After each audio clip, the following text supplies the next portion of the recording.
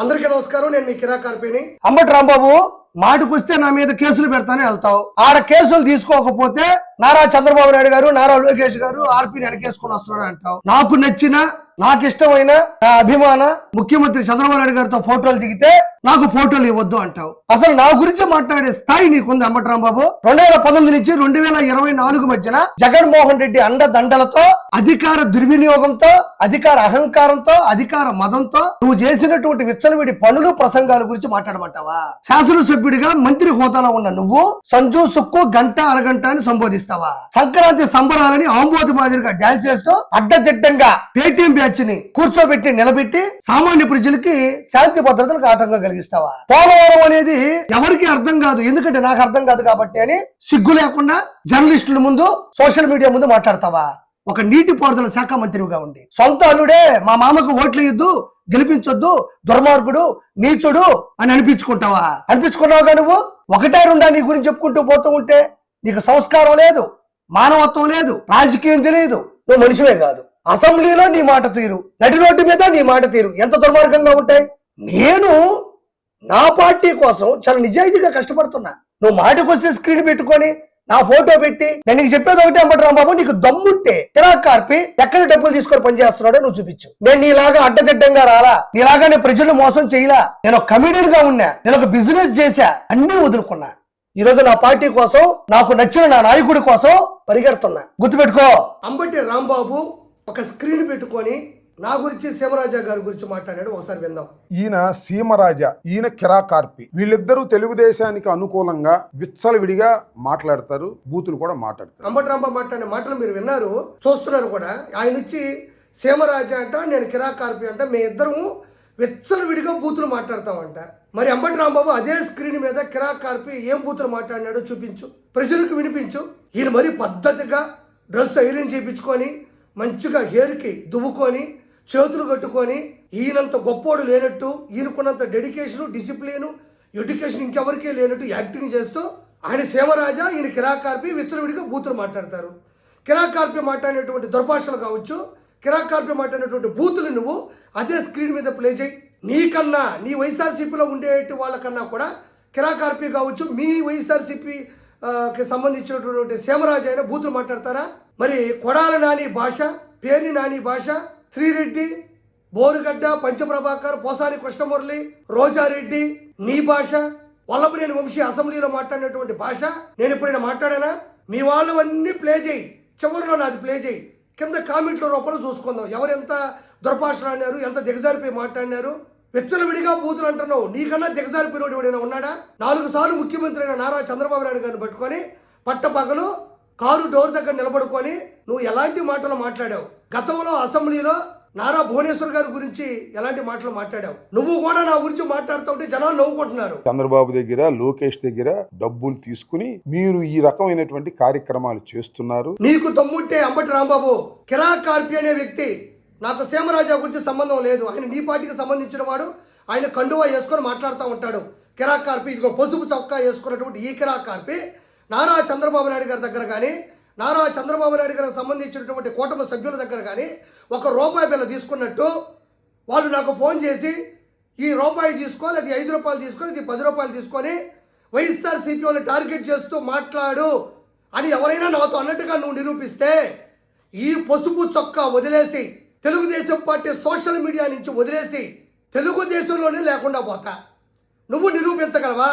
కిరా కార్పి ఒక తొత్తుగా కానీ, డబ్బులు తీసుకొని ఓ పేటీఎంలో కానీ వైఎస్ఆర్సీపీలో నేను బిహేవ్ చేశాను నిరూపించగలవా?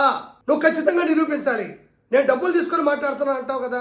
నాకు చంద్రబాబు నాయుడు గారు అంటే ఇష్టం, నా కుటుంబానికి ఇష్టం, నాకు సంబంధీకులకు ఇష్టం, ఆయన విజన్ ఇష్టం, ఆయన విలువలు ఇష్టం, ఆయన ఆత్మీయత ఇష్టం, ఆయన చేసే రాజకీయం ఇష్టం, ఆయన రాజస్వం ఇష్టం, ఆయన విధి విధానాలు ఇష్టం, ఆయన మహిళల కోసం చేసే పోరాటం ఇష్టం, ఆయన పార్టీని గెలిపించడమే కాకుండా పార్టీని నిలబెట్టిన విధానం ఇష్టం.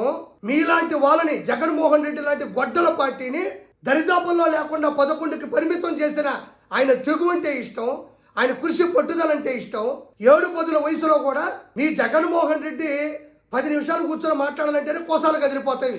మీ జగన్మోహన్ రెడ్డికి 7-10 వయసులో కూడా ఆయన సభా ప్రాంగణంలో ఎటు కదలకుండా కూడా సమావేశం పెట్టి ఆయన చరిత్ర అంటే నాకు ఇష్టం. మీరు చేసిన దొంగ పనులు, తిరుమల కొండ మీద మీరు చేసిన అరాచకాలు, వైన్స్, గ్రావెలు, ఇసుక దౌర్జన్యం, దౌర్భాగ్యాలు, దానితో పాటు గంజాని విచ్చలవిడిగా అమ్మడం, సంక్షేమ పథకాల్ని పక్కన పెట్టడం, మీరు చేసినటువంటి కొన్ని డకాయిట్ పనులు నచ్చక చంద్రబాబు నాయుడు గారు లాంటి గొప్ప వ్యక్తి ఆయన గెలిచి మళ్ళీ అధికారంలోకి వస్తే మీలాంటి వాళ్ళని పూర్తిగా ఖండిస్తాడు, పక్కన పెడతాడు. ప్రజలకు మంచి జరుగుతుంది అని నా కెరీర్ని, నా బిజినెస్ని, నా జీవితాన్ని పూర్తిగా వదిలి రిస్క్ అయినా కూడా నా ప్రాణాన్ని పణంగా పెట్టి పరిగెడుతున్న తెలుగుదేశం పార్టీ పసుపు కార్యకర్తను నేను డబ్బులు తీసుకునేది ఏంటి? మీలాంటి దొంగలు వైఎస్ జగన్మోహన్ రెడ్డి దగ్గర పేటీఎం బ్యాచ్గా ఉండి డబ్బులు తీసుకొని భజనలు చేసుకుంటూ మహిళల్ని దారుణంగా మాట్లాడుతూ టార్గెట్ చేస్తూ మీరు డబ్బులు తీసుకుంటారు. తల్లికి వందనం వచ్చినా, స్త్రీ శక్తి వచ్చినా, దివ్యాంగ శక్తి వచ్చినా, మెగా డిఎస్సి వచ్చినా, ఏ పథకం వచ్చినా, ఏ మంచి చేసినా వాటిని వక్రీకరిస్తూ విషప్రయోగాలు చేస్తూ విషం చిమ్ముతూ డబ్బులు తీసుకుంటూ డబ్బులకి కక్కుర్తి పడుతూ అధికారంలోకి వచ్చిన తర్వాత మీరు ప్రజలకు సంబంధించిన అన్ని నిధులని కొల్లగొట్టి వేల కోట్ల రూపాయలు తెచ్చినటువంటి వ్యక్తులు మీరు. నేను అలాంటి వాడిని కాదు. నేను ఎదిరిస్తే, నేను ప్రశ్నిస్తే మీరు చేసే తప్పుడు ప్రసారాలని జనాలకి తెలిసేలా చేస్తే జనాలు బాగుండాలి అని అన్ని వదులుకొని ఈ పసుపు చొక్కా పట్టుకుందే నీలాంటి పశువు చేసే అక్రమాన్ని జనాలకు తెలియజేయడానికి నేను మాట్లాడతా, మళ్ళీ మాట్లాడతా, బరాబర్ మాట్లాడతా. బాబు గారి కోసం నేను ఇంతకుముందు కూడా ఒకసారి చెప్పా, తెలుగుదేశం పార్టీ కోసం, బాబు గారి కోసం ప్రాణాలు ఇవ్వాలి అనుకుంటే నేను మరో తోటా చంద్రనవుతా. కబడ్దార్. వీళ్ళు ఉంటారు భవిష్యత్తులో జైల్లో. నీ వెనకాలన్న గెద్దలు పిచ్చుక మీద ఏదైనా ఆయుధం వేస్తే వస్తాయో రావో ఒకసారి ఆలోచించుకుని భవిష్యత్తులో మాట్లాడు. అంటే కిరాక్ కార్పి అంటే భవిష్యత్తులో జైల్లో ఉంటాడు అంట. భవిష్యత్తు అంటే ఏంటి? నేను జైల్లో ఉండడం అంటే ఏంటి? జగన్మోహన్ రెడ్డి గెలవడం. ఇద్దరం కలిసి పందెం కాసుకుందాం. నువ్వు దమ్ముంటేరా సాక్షికి వస్తావా, ఏ ఛానల్కి వస్తావా, ప్రెస్ మీట్కి వస్తావా, లేదా ప్రెస్ నోట్ రిలీజ్ చేస్తావా, డిబేట్కి వస్తావా, ఎదురు మాట్లాడుకుందాం. కిరాక్ కార్పి జైలుకి వెళ్తున్నాడు లేదా జైలుకి వెళ్తాడు అంటే జగన్మోహన్ రెడ్డి గెలుస్తాడు అని అర్థం. జీవితంలో జగన్మోహన్ రెడ్డి అధికారంలోకి రాడు, జనాలు రానివ్వరు. ఇది గుర్తుపెట్టుకో. జగన్మోహన్ రెడ్డి జీవితంలో అసెంబ్లీలోకి అడుగు పెట్టడు, ముఖ్యమంత్రి హోదాలో కూర్చోడు. నేను కూర్చున్నాను చూడు ఈ విధంగా. ఆ విధంగా జగన్మోహన్ రెడ్డి చీఫ్ మినిస్టర్ కుర్చీలో అధికారంలో కూర్చోడు. అంబటి రాంబాబు పులివెందుల నియోజకవర్గం నుంచి శాసనసభ్యుడిగా గెలిచినటువంటి జగన్మోహన్ రెడ్డి, ప్రశ్నించాల్సినటువంటి ఎమ్మెల్యే క్యాడర్లో ఉన్నటువంటి జగన్మోహన్ రెడ్డి, అసెంబ్లీలోకి వచ్చి మాట్లాడే శక్తి లేని జగన్మోహన్ రెడ్డి గెలుస్తాడని నువ్వు కలలు కంటున్నావు, భ్రమలో బతుకుతున్నావు, ఊహలో ఉన్నావు. జగన్మోహన్ రెడ్డి జీవితంలో గెలవడు.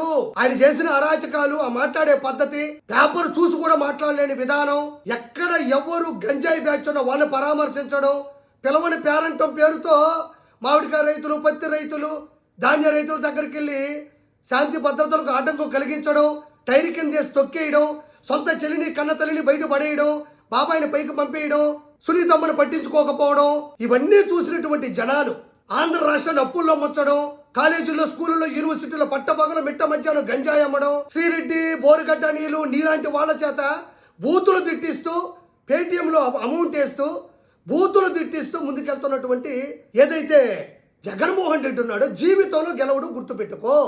కిరాక్ కార్పి మాట్లాడాడు అంటున్నావు. నీకన్నా దిగజారి వల్లభలేని వంశీలాగా, కొడాల నానిలాగా, రోజా రెడ్డిలాగా, నీలాగా నేను ఎప్పుడు మాట్లాడలా. కిరాక్ కార్పి సబ్జెక్ట్ మాట్లాడతాడు. Thank you so much.